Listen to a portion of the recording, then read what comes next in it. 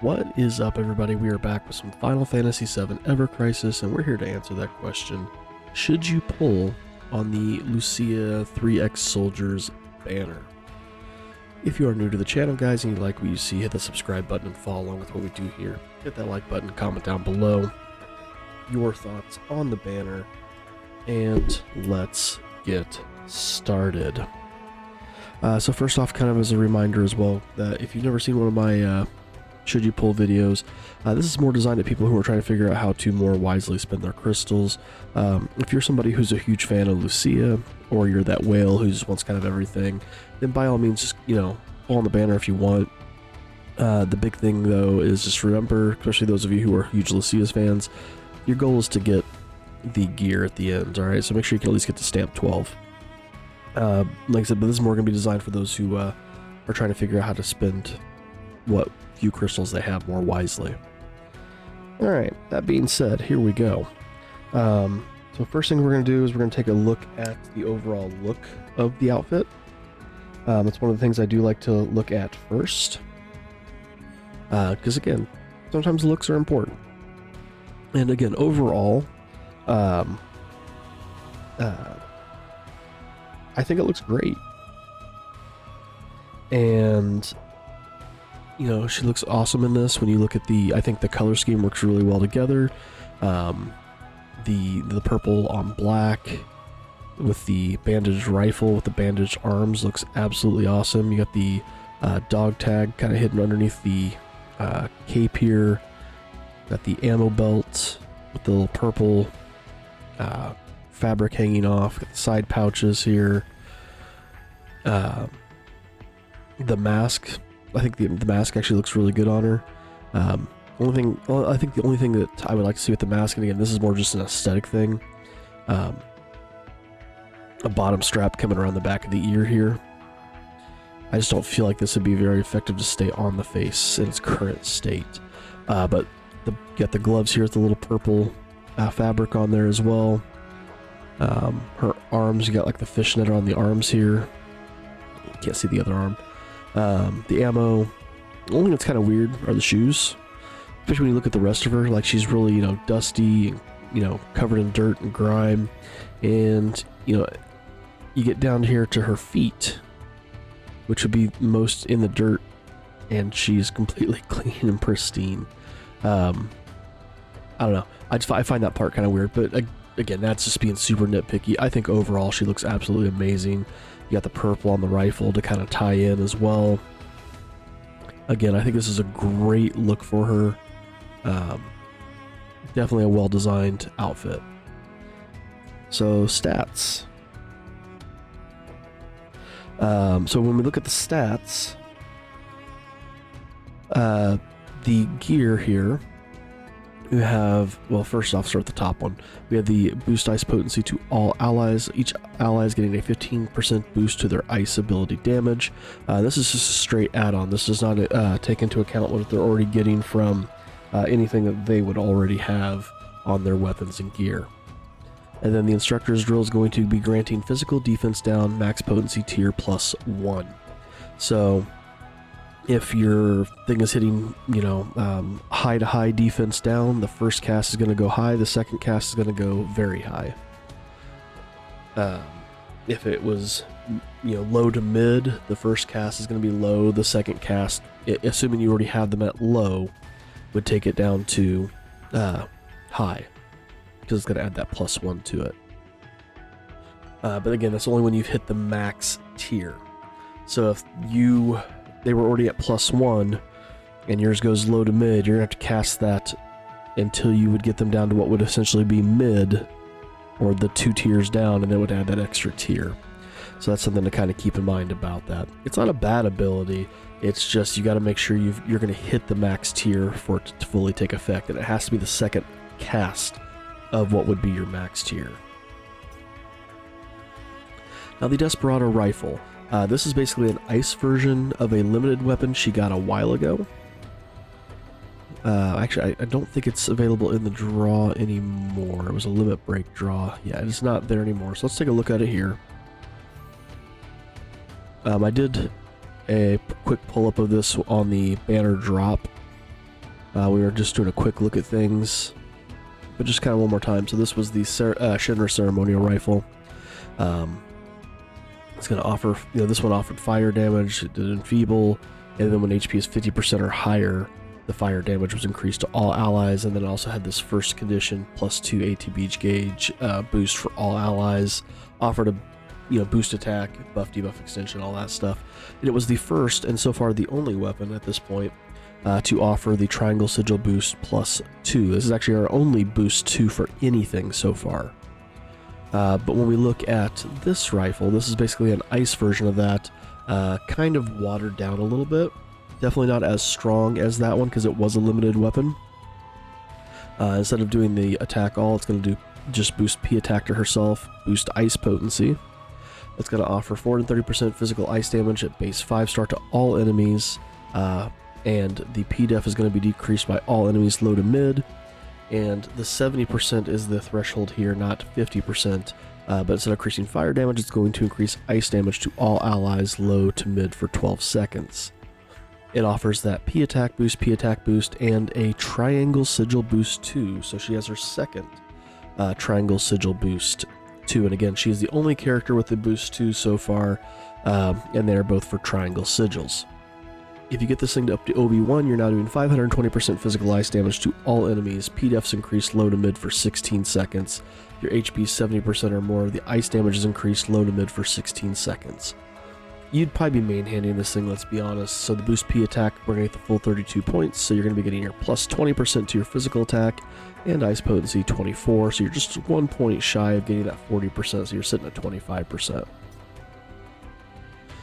If you get this thing up to OB6, 670% ice damage to all enemies, P-defs increase mid to high for all enemies, and again, keep in mind, if you have the gear as well, that's technically mid to very high once you hit that max potency of high.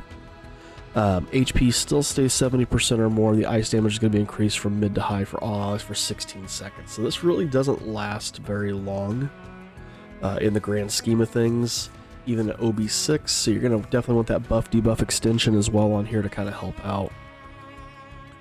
Boost P attacks at 40 points, so again, you're going to be right here at this plus 30% break, and ice potency is at 40 points, so plus 55% to your ice potency. And then finally, if you do get up to OB10, because you're that crazy at this point, because we just had an anniversary and you shouldn't have any crystals left, right? Anyway, the P attack's at 717, that's a decent P attack here.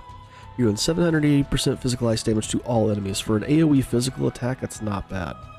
P-def's going to be increased mid to high, so that did not change. The time did change to 20 seconds. Again, it's not great. I would have liked to have seen this around like 30 to 35 seconds at this point. And then the HP threshold doesn't go down at OB10, which is, again, I find as a bummer, especially for a featured weapon. I'm less keen about this for a limit weapon, just because it's limited. You can't wishlist it. But for a featured weapon, I wish they would kind of do something a little extra here for OB10. Drop this thing down to 50%. Mid to high ice damage. It's like staying at 70% for 20 seconds. Again, that's not that long in the grand scheme of things. You're definitely going to want a buff debuff extension, even though in theory you're going to be casting this thing over and over. Just for those moments where you're going to need to cast something else. I would say this should be higher, 30 to 35 seconds for both of these. And this should have dropped down to 50% at OB10. Boost P attacks at 46 points, so you're getting that plus 40%. Honestly, I would leave that here. I would not add in any other Boost P attack weapons at this point, because either you're going to need something that's offering 20 points so you don't still have a bunch of extra wasted points here. And if but the stats are going to be terrible over here. But if you were to then get, something that has a high P attack boost to have the high stats over here, it's a lot of wasted points. Honestly, I would just stop the P attack there at the 46 points. The boost ice potency is at 56, so you're at 85% of your ice damage. Again, kind of not a bad place to stop, especially when you consider if you do have the gear you're getting that extra 15% anyway, so really you're doing 100% extra ice damage anyways. You could straight focus on HP, physical ability potency, boosting attack, and things like that instead. It is a 4 ATB weapon, and like I said, it does offer that triangle sigil boost of 2, which is awesome because, again, it's going to be adding +4 to your shift count instead of just +2. Especially when you get those enemies that are with the new boost that they have, where you've got the 2 sigils, where one is the main sigil break and the other one provides extra damage percentage. Well, that's a triangle sigil.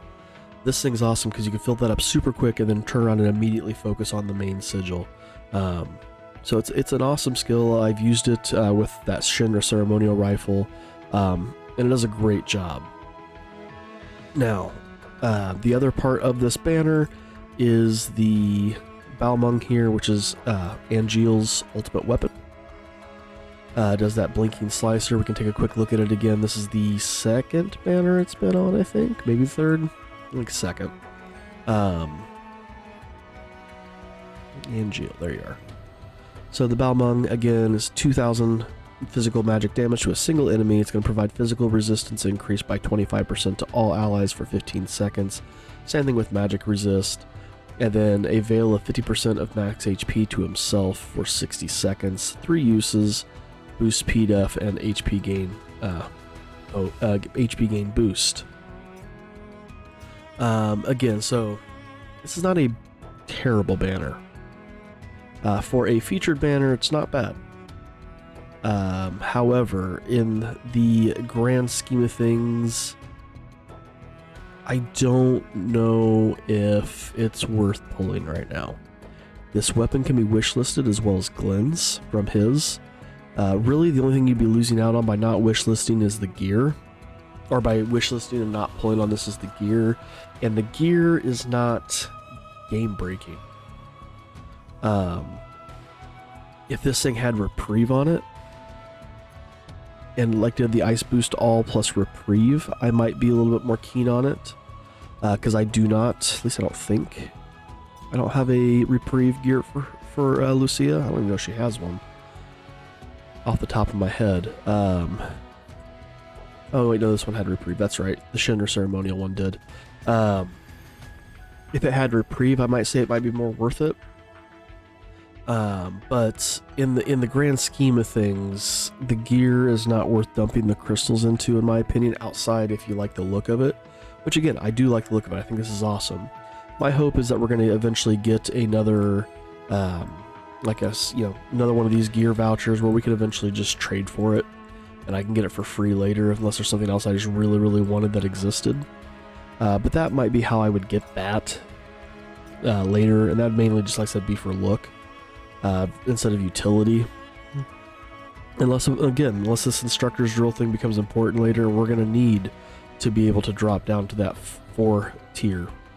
I'm shocked we haven't been given weapons that natively do that outside of, I think it was Sephiroth's ultimate weapon would boost his attack extra high. Young Sephiroth's. Yeah, the M attack and P attack get boosted to extra high. I think he's the only character who's gotten something like that for it so far natively, where you don't have to have an outfit to help out with that. I'm surprised we haven't started seeing that yet. I'm shocked we still haven't seen more weapons with this boost 2 happening yet. This is now the second one, and like I said, Lucia has gotten both. So I cannot recommend pulling on this banner, but I do recommend putting this banner or this weapon on your wish list for when you do decide to pull. I mean, keep in mind, in November we've got the Final Fantasy 13 crossover event, and then in December we've got the Nier Automata, however it's pronounced. I can't remember what it is. I haven't played any of the Nier games. Nier Automata, I think, off the top of my head. Anyway, we have that crossover happening in December, so we're gonna have 2 crossovers happening in November and December, and they're going to obviously be throwing out probably some decent weapons and gear within that. and to kind of attempt. And if you're burning crystals here, you're not going to have crystals for later. So that's one thing to kind of note when it comes to something like that. And when we also think about the fact that in March, I know I'm thinking way ahead at this point now. We're looking 5 months ahead. We're gonna have, in theory, the half anniversary, the second and half anniversary popping around, and we will already have had 2 crossovers burning crystals for that, and then you come in with the second half anniversary where they're probably gonna try to, burn more crystals. This isn't that strong in my opinion. At least not enough to warrant pulling when you may already have a low amount of crystals. I mean, I'm only sitting at 24,000 crystals myself, and 10 of the free pulls tickets. Not enough to feel comfortable doing something like that. But again, I think it's a decent banner. I like it better than Glenn's. In the grand scheme of things. Even though Glenn's wasn't bad. But I do like hers slightly better than his. But still not enough to warrant pulling at this point. We'll see what Matt's looks like. My guess is that it's probably going to be another skip, unless it's just something absolutely ungodly amazing. And then we'll just have to kind of see what happens from there. But that's my thoughts on the banner, guys. Let me know down in the comments below what you think. Do you think this banner is worth sinking some crystals into or not? The stamp card it's this new event thing, so we've got the First Soldier Story Support Gear medals in here. You're really only guaranteed to get OB4 on the weapon if you get to the end of the second page. So it's just some things to think about. Thanks for watching. Again, if you're new to the channel and you do like what you see, hit that subscribe button and follow along with what we do here. Hit the like button and comment down below. Thanks again for watching, and we'll see you in the next one.